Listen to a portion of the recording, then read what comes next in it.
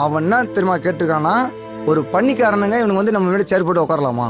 ஒரு பொதுல குப்பை மாதிரி குப்பை போடுற மாதிரி போட்டு கொன்னு போட்டு வச்சிருக்காங்க. கேட்கறதுக்கே ரொம்ப சங்கடமா இருக்குல்ல. என்ன நடந்திருக்குன்னா 6 லட்சம் ரூபாய் பொருளை நீ தான் திருடி இருக்க அப்படின்னு சொல்லி கம்பத்துல கட்டி வச்சு அடிச்சு சித்திரவதை பண்ணி வன்கொடுமை பண்ணி கொலை பண்ணி அந்த சடலத்தை கால்வாயில வீசியிருக்காங்க. என்ன நடந்துச்சு அப்படின்றத தெளிவா சொல்றேன். கொல்லப்பட்ட நபர் பேரு மணிமாறன். அவர் ஒரு பழங்குடியினத்தை சேர்ந்தவர். பழைய இரும்பு, பேப்பர், பிளாஸ்டிக் பொருட்கள் இது எல்லாத்தையும் எடுத்து இந்த பழைய இரும்பு கடையில போட்டு அதுல வர வருமானத்தை வச்சுதான் குடும்பத்தை ஓட்டிட்டு இருந்திருக்காரு மணிமாறன் அப்படின்ற இளைஞர். சமீபத்துல தான் அவருக்கு கல்யாணமும் ஆயிருக்கு. குழந்தை கூட பிறந்து 2 மாசம் தான். திருவள்ளூர் மாவட்டம் செங்குன்றம் பக்கத்துல காட்டுநாயகம் நகர் அப்படின்ற ஒரு நகர்ல இருக்கவர் தான் மணிமாறன். மணிமாறன் சம்பவத்தன்னைக்கு பாத்தீங்கன்னா அந்த கோணிமேடு பகுதியில் உள்ள கிரிப்வெல் மல்டிடெக் பிரைவேட் லிமிடெட் அப்படின்ற ஒரு கம்பெனி, அதாவது ஒரு பிளாஸ்டிக் கம்பெனி, அங்க போய் பழைய பிளாஸ்டிக் எடுக்க போயிருக்காப்ல. அதாவது அவர் வந்து திருட வந்ததா சொல்லப்படுது. அதாவது அந்த தொழிற்சாலையை சேர்ந்தவங்க இப்படி சொல்றாங்க, அவர் திருட தான் வந்திருக்காரு அப்படின்ற. மணிமாறன் அந்த தொழிற்சாலைக்குள்ள போனதும் திருடே அப்படின்னு சொல்லி அவர் வந்து ஒரு கம்பத்துல கட்டி வச்சிருந்திருக்காங்க. கட்டி வச்சது மட்டும் இல்லாம இரும்பு ராடை வச்சு நல்லா சரமாரியா அடிச்சிருக்காங்க. அவரை சில மணி நேரம் அந்த இடத்துல கட்டி வச்சே அடிச்சுக்கிட்டு இருந்தவங்க நள்ளிரவு வர அவர் வீட்டுக்கு வரல அப்படின்னு உடனே உறவினர் எல்லாருமே தேடுறாங்க. அவங்களுக்கு வந்து தெரிய வருது இந்த ஒரு தொழிற்சாலையில மணிமாறன் கட்டி வைக்கப்பட்டிருக்காரு அப்படின்னு தெரிஞ்ச உடனே அந்த தொழிற்சாலைக்கு குடும்பத்தார் உறவினர் எல்லாரும் சேர்ந்து போறாங்க. அவங்க அங்க போய் அந்த ஃபேக்டரியோட உரிமையாளர் கலீல் ரஹ்மானோட பேச்சுவார்த்தை நடத்திருக்காங்க. அந்த நேரத்தில் அந்த தொழிற்சாலை உரிமையாளர் பாத்தீங்கன்னா அவங்கள ஜாதி ரீதியாகவும் ரொம்ப கேவலமா பேசினதா சொல்லுவாங்க. நீல எங்க முன்னாடி நின்று பேசுறதுக்கு தகுதி இருக்கா, நீல எங்க முன்னாடி உட்காந்துருக்கா,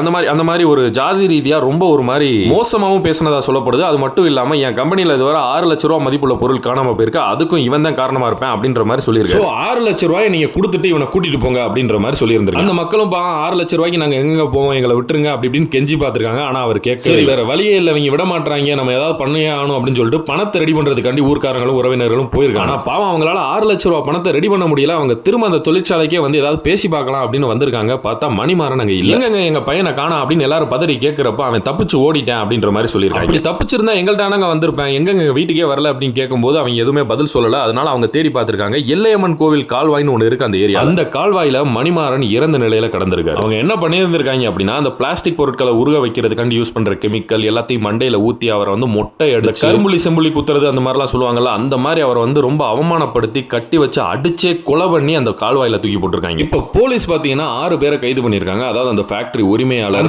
உரிமையாளர் கலீல் ரஹ்மான் அவரோட மகன் உட்பட 6 பேரை வந்து போலீஸ் அரெஸ்ட் பண்ணிருக்காங்க. எல்லார் மேலயும் 3 பிரிவின் கீழ் வழக்கு பதிவு செய்யப்பட்டிருக்கு. கண்டிப்பா அந்த 6 பேருக்கு அட்லீஸ்ட் ஆயுள் தண்டனையாவது கிடைக்கும். அவர் திருடினதாவே இருக்கட்டும், 6 லட்சம் ரூபாய் மதிப்புள்ள பொருளை திருடினதாவே இருக்கட்டும், புடிச்சிட்டீல போய் போலீஸ்ல கம்ப்ளைண்ட் கொடுக்கணும் தானே. இந்த மாதிரி திருட நான் பிடிச்சிட்டேன், சிசிடிவி ஃபுட்டேஜ் இருந்துச்சுன்னா அதையும் காட்டி 6 லட்சம் ரூபாய் பொருள் திருட்டு போயிருக்கு, அதுக்கு நீங்க தான் பொறுப்புன்னு சொல்லி போலீஸ் ஸ்டேஷன்ல கம்ப்ளைண்ட் கொடுத்துட்டு வர வேண்டியதானே. அதை விட்டுட்டு கட்டி வச்சு அடிச்சே கொலை பண்ற அளவுக்கு என்ன வெறி. இதுக்கு பின்னாடி வேற ஏதோ இருக்கு. இவங்க எல்லாம் அடிச்சா யார் கேப்பா அப்படின்ற ஜாதி ரீதியான எண்ணம் தான் இதை பண்ண தூண்டி இருக்கா அப்படின்ற கேள்வி எல்லாருக்குமே வர ஆரம்பிக்குது.